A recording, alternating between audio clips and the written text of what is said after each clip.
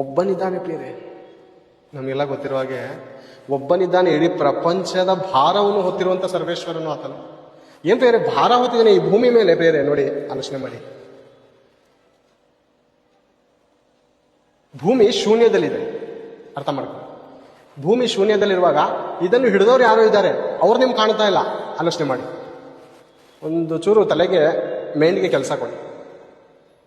ಏನ್ ಬೇರೆ ಏನಿರ್ಬೋದು? ನಮ್ಮ ಬಳಿಯಲ್ಲಿ ಈ ಒಂದು ಭಾಷಣಿಗೆ ಇದೆ. ಇದನ್ನು ಹಿಡಿದಿರುವಂಥ ಮನುಷ್ಯನ ನಾನಿದ್ದೇನೆ. ಇವಾಗ ದೇವರು ಯಾರು? ಆತ್ಮಸ್ವರೂಪನು. ದೇವರು ಮಾನವರ ಹಾಗೆ ದೇಹವಿಲ್ಲ ಪ್ರೇರೆ, ದೇಹ ಇಲ್ಲ. ದೇವರು ಅಂದ್ರೆ ಮೊದಲದಾಗಿ ಅರ್ಥ ಮಾಡ್ಕೋಬೇಕು. ಅಂದ್ರೆ ದೇಹವಿಲ್ಲದವನು, ವಾ ಅಂದ್ರೆ ವರ್ಣಿಸಲಾಗದವನು, ರು ಅಂದ್ರೆ ರೂಪವಿಲ್ಲದವನು. ಆತನು ಬೈಬಲ್ ಗ್ರಂಥದಲ್ಲಿ ಯೋಹಾನನ ಬರೆದ ಸುವಾರ್ತೆ 4ನೇ ಅಧ್ಯಾಯ 24ನೇ ವಚನದಲ್ಲಿ ಹೇಳುವ ಪ್ರಕಾರ ದೇವರು ಆತ್ಮಸ್ವರೂಪನಾಗಿದ್ದಾನೆ. ದೇಹವಿಲ್ಲದವನು, ವರ್ಣಿಸಲಾಗದವನು, ರೂಪವಿಲ್ಲದವನು. ಆತನು ಆತ್ಮಸ್ವರೂಪನಾದ ದೇವರಾಗಿದ್ದಾನೆ. ಈಗ ಆತ್ಮಸ್ವರೂಪನಾದ ದೇವರು ಭೂಮಿಯನ್ನು ಶೂನ್ಯದಲ್ಲಿ ಹಿಡಿದಿದ್ದಾರೆ, ಶೂನ್ಯದಲ್ಲಿ ಹಿಡ್ಕೊಂಡಿದ್ದಾರೆ ಬೇರೆ. ಓಕೆನಾ? ದೇವರು ಕಾಣ್ತಾ ಇಲ್ಲ ನಮ್ಗೆ. ದೇವರು ಆತ್ಮ ಅಲ್ವಾ? ಕಾಣಲ್ಲ. ನಮ್ಮ ಆತ್ಮ ನಮ್ಗೆ ಕಾಣುತ್ತಾ? ನಮ್ಮ ಆತ್ಮ ನಮ್ಗೆ ಕಾಣುತ್ತಾ? ಖಂಡಿತ ಕಾಣಬೇಕು. ಮತ್ತೆ ದೇವ್ರು ಹೇಗೆ ಕಾಣ್ತಾರೆ? ದೇವ್ರನ್ನ ನಾವು ಅನುಭವಿಸ್ಬೇಕಾಗತ್ತೆ. ಯಾವ ರೀತಿ? ಈ ವಚನ ಹೇಳ್ತಾ ಇದ್ದೀನಲ್ಲ, ಈ ರೀತಿ ದೇವರು ಈ ಭೂಮಿ ನೋಡಿ ಬೇರೆ. ಇದನ್ನ ನಾನು ಹಿಡ್ದಿರೋದಕ್ಕೆ ಇದಿದೆ. ಒಂದು ವೇಳೆ ನಾನು ಇಲ್ಲ, ಈ ಕೈ ಇಲ್ಲಿ ಹಿಡ್ದಿಲ್ಲ ಅಂದ್ರೆ ಇದು ನಿಲ್ಲುತ್ತಾ ಬೇರೆ? ಇದು ಖಂಡಿತ ನಿಲ್ಲಲ್ಲ, ಬಿದೋಗುತ್ತೆ. ಓಕೆನಾ? ಇದನ್ನ ಹಿಡಿಯೋರು ಯಾರು ಇಲ್ಲ ಅಂದ್ರೆ ಬಿದೋಗುತ್ತೆ. ಇವಾಗ ಭೂಮಿ ಶೂನ್ಯದಲ್ಲಿದೆ. ನೀವು ವಿಜ್ಞಾನಿಗಳನ್ನ ವಿಚಾರಿಸಿ, ಈ ಭೂಮಿ ಶೂನ್ಯದಲ್ಲಿದೆ. ಇದನ್ನು ದೇವರು ತೂಗ ಹಾಕಿದ್ದಾರೆ. ದೇವರು ಭೂಮಿಯನ್ನು ತೂಗ ಹಾಕಿದ್ದಾರೆ ಬೇರೆ. ಆಲೋಚನೆ ಮಾಡಿ. ದೇವರ ಶಕ್ತಿ ತೂಗ ಹಾಕಿರುವಂತ ದೇವರು ಈ ಭೂಮಿ ಮೇಲೆ ನಾವು ಜೀವಿಸ್ತಾ ಇದ್ದೀವಿ. ಓಕೆನಾ? ಇವಾಗ ದೇವರು ಹಿಡಿದಿದ್ದಾರೆ ಈ ಭೂಮಿಯನ್ನು. ಈ ಭೂಮಿ ಮೇಲೆ ಇರುವಂತಹ ಸರ್ವ ಪದಾರ್ಥಗಳೆಲ್ಲ ದೇವರಿಗೆ ಭಾರ ತಾನೆ. ದೇವರಿಗೆ ಕೆಪಾಸಿಟಿ ಇಲ್ವಾ? ಭೂಮಿ ಶೂನ್ಯದಲ್ಲಿದೆ, ಭೂಮಿ ಒಳಗಡೆ ನಾವಿದ್ದೇವೆ. ಓಕೆನಾ? ಬ್ಯಾಗ್ ಇರುತ್ತೆ ಬೇರೆ. ಬ್ಯಾಗ್ನ ತಗೊಂಡು ಸ್ಕೂಲ್ ಬ್ಯಾಗು ಮಗುವೆಲ್ಲ, ಬ್ಯಾಗ್ ಒಳಗಡೆ ಸಾಮಾನೆಲ್ಲ ಇದೆ, ಪೆನ್ ಎಲ್ಲ ಇದೆ, ಜಾಮೆಟ್ರಿ ಬಾಕ್ಸ್ ಎಲ್ಲ ಇದೆ. ಇವಾಗ ಹೊರ್ತಿರೋರು ಯಾರು? ನಿಮ್ಮ ಮಗನು, ನಮ್ಮ ಮಗನು. ಓಕೆನಾ? ಹೊರ್ತಾ ಇದೆ. ಒಳಗಡೆ ಏನಿದೆ? ಬುಕ್ಸ್ ಎಲ್ಲ ಇದೆ. ಇದ್ರ ಭಾರ ಎಲ್ಲ ಯಾರ ಮೇಲೆ ಬೀಳುತ್ತೆ?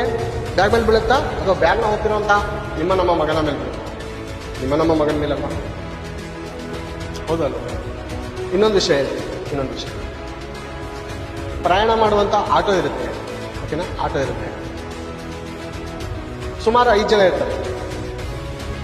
3 ಜನದ ಮೇಲೆ 4ನೇ ಮನುಷ್ಯ ಹತ್ತಿದ್ರೆ 1.5 ಅಂತ ರೂಲ್ಸ್ ಇದೆ. 5 ಜನ ಹತ್ತಿದ್ರೆ 1.5 ಅಂತ ರೂಲ್ಸ್ ಇದೆ. 4 ಜನ ಹತ್ತಿದ್ರೆ 1.5 ಅಂತ ಇದೆ. 5 ಜನ ಹತ್ತಿದ್ರೆ 1 to ಡಬಲ್ ಅಂತ ರೂಲ್ಸ್ ಇದೆ. ಓಕೆನಾ?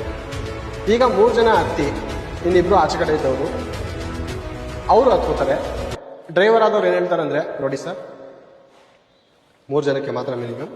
4ನೇ ಮನುಷ್ಯ 5ನೇ ಮನುಷ್ಯ ಹತ್ರ ಇವ್ರಿಗೆ 1.5 ಆಗುತ್ತೆ ಅನ್ನುವಾಗ ಈ ಕೂತವರು 3 ಜನ, ಸರ್ ನಾವು ನಮ್ಮ ಮೇಲೆ ಅಡ್ಜಸ್ಟ್ ಮಾಡ್ಕೊ ಕೂತೀವಿ, ನಾವು ನಮ್ಮ ತೊಡೆ ಮೇಲೆ ಕುಂಡಿಸ್ಕೋತೀವಿ,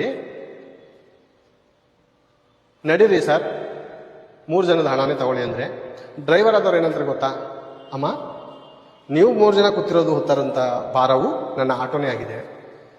ಆಚೆ ಕಡೆ ಇರುವಂತಹ ಈ ಸ್ತ್ರೀಯರು ಹತ್ತಿದರು ಅಥವಾ ಪುರುಷರ ಹತ್ರ ಕೂಡ ಇದ್ರ ಭಾರ ಇವ್ರು ನಿಮ್ಮ ಮೇಲೆ ಕೂತ್ಕೋಬಹುದು, ನಿಮ್ಮ ಭಾರ ಸಮೇತವಾಗಿ ಈ ಆಟೋ ಹೊರತಾ ಇದೆ, ಆದ್ರಿಂದ ನೀವು 1.5 ಕೊಡಬೇಕು ಅಂತ ಮಾಮೂಲಿ ನಾವು ಸಾಮಾನ್ಯವಾಗಿ ನಾವು ನೋಡ್ತೇವೆ. ಅಂದ್ರೆ ಇದರಿಂದ ಏನರ್ಥ ಆಯ್ತು? ಇವ್ರು ಯಾರ ಮೇಲಾದ್ರೂ ಕುಂಡಿಸ್ಕೊಂಡ್ರು, ಯಾರ ಮೇಲಾದ್ರೂ ಇವ್ರು ಕುಂಡಿಸ್ಕೊಂಡ್ರು, ಇವ್ರ ಮೇಲೆ ಯಾರಿಗಾದ್ರೂ ಕುಂಡಿಸ್ಕೊಂಡ್ರು ಅದ್ರ ಭಾರ ಇದ್ರ ಭಾರ ಹೋಗ್ತಾರೋ ಯಾರು? ಗಾಡಿಯಾಗಿತ್ತು, ವಾಹನವಾಗಿದೆ. ಅದೇ ರೀತಿ ಸ್ಕೂಲ್ ಬ್ಯಾಗ್ ಒಳಗಡೆ ಪುಸ್ತಕಗಳಿದ್ರು, ಇದನ್ನ ಹೊರತಾರೋ ಯಾರು? ಒಬ್ಬ ಮಗನಾಗಿದ್ದಾನೆ. ಓಕೆನಾ? ಈಗ ಭೂಮಿಯ ಒಳಗಡೆ ನಾವಿದ್ದೇವೆ. ಈ ಭೂಮಿಯನ್ನು ದೇವರು ಶೂನ್ಯದಲ್ಲಿ ತೂಗ ಹಾಕಿರುವಾಗ ಈ ಭೂಮಿ ಸಮೇತ ನಮ್ಮನ್ನು ಸಮೇತ ಒಬ್ರು ಹೊರತಾರಂತ ಪರಮಾತ್ಮರಿದ್ದಾರೆ ಬೇರೆ. ಆಲೋಚನೆ ಮಾಡಿ. ಬೈಬಲ್ ಗ್ರಂಥದಲ್ಲಿ ಒಂದು ಮಾತಿದೆ, ತಾಯಿಯ ಗರ್ಭದಲ್ಲಿ ಹೆತ್ತವನು ನಾನೇ, ಹೊತ್ತವನು ನಾನೇ, ಸಾಕಿ ಸಲುತ್ತಿರುವಂತನು ನಾನೇ ಹೆತ್ತಿದ್ದೇನೆ, ನಾನೇ ಹೊತ್ತಿ ಸಹಿಸುವೆನು. ನರೆ ಬಂದಾಗಲೂ, ನರೆ ಅಂದ್ರೆ ಮುದುಕನಾದ ಮೇಲೂ ನಾನೇ ಹೊತ್ತು ಸಹಿಸುವೆನು.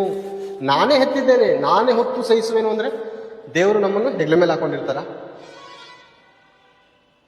ಅಥವಾ ಕಂಕಳ ಮೇಲೆ ಕುಂಡಿಸ್ಕೊಂಡಿರ್ತಾರ? ಎಲ್ಲಿ ಕುಂಡಿಸ್ಕೊಂಡಿದ್ದಾರೆ? ಈ ಭೂಮಿ ಎನ್ನುವಂತ ಚಕ್ರ ಬಂಡಿಯ ಮೇಲೆ, ಗಾಡಿ ಮೇಲೆ ನಿಮ್ಮನ್ನ ಕುಂಡಿಸಿದ್ದಾರೆ. ಅಲ್ವಾ? ಈ ಭೂಮಿ ತಿರುಗ್ತಾ ಇದೆ ಬೇರೆ ಎಷ್ಟು, 1,11,600 ಕಿಲೋಮೀಟರ್ ಸ್ಪೀಡಲ್ಲಿ ಭೂಮಿ ತಿರುಗ್ತಾ ಇದೆ. ಈ ಭೂಮಿ ಸಮೇತ ನಮ್ಮನ್ನು ಹೊತ್ತಿದ್ದಾರೆ ದೇವರು, ಅಲ್ವಾ? ಇಂಥ ಮಹಾದೇವರಿಗೆ ಬೈಬಲಲ್ಲಿ ಇದ್ರ ಕುರಿತು ಸಾಕ್ಷಿ ಇದೆ ಬೇರೆ. ಇಂಥ ಮಹಾಜ್ಞಾನ ಬೈಬಲಲ್ಲಿ ಇರೋದ್ರಿಂದ ನಾನು ಹೇಳ್ತಾ ಇದ್ದೀನಿ, ನನ್ನ ಸ್ವಕಲ್ಪಿತ ಅಲ್ಲ. ನೀವು ವಿಚಾರಿಸಿ ವಿಜ್ಞಾನಿಗಳಿಗೆ 1,11,600 ಕಿಲೋಮೀಟರ್ ಸ್ಪೀಡಲ್ಲಿ ಈ ಭೂಮಿ ತಿರುಗ್ತಾ ಇದೆ ಬೇರೆ, ಆದ್ರೂ ಶಬ್ದವಿಲ್ಲ, ಮಾತಿಲ್ಲ, ಸೈಲೆಂಟಾಗಿ ಓಡ್ತಾ ಇದೆ. ಎಲೆಕ್ಟ್ರಿಕ್ ಗಾಡಿಗಳು ಓಡುತ್ತೆ ಗೊತ್ತಾ, 100 ಸ್ಪೀಡಲ್ಲಿ ಪಕ್ಕದಲ್ಲಿ ಹೋದ್ರೂ ವಾಹನ ಸೌಂಡ್ ಬರಲ್ಲ. ಇದು ಮನುಷ್ಯನ ಜ್ಞಾನದಿಂದ ತಯಾರಿಸಿದ ಒಂದು ತಂತ್ರಜ್ಞಾನದಿಂದ ತಯಾರಿಸಿದ ಒಂದು ವಾಹನ ಆಗಿದ್ರೆ, ದೇವರು ಕೂಡ ತಿರುಗಿಸ್ತಾ ಇದ್ದಾರೆ ಈ ಭೂಮಿಯನ್ನು, ಶಬ್ದವಿಲ್ಲದೆ ಮಾತಿಲ್ಲದೆ ತಿರುಗಿಸ್ತಾ ಇದ್ದಾರೆ. ಅಂತ ಮಹಾಜ್ಞಾನಿಯಾದಂಥ ದೇವರಿಗೆ ನಮ್ಮ ದುಃಖವನ್ನು ಹೊರುವುದು ದೊಡ್ಡ ವಿಷಯನ?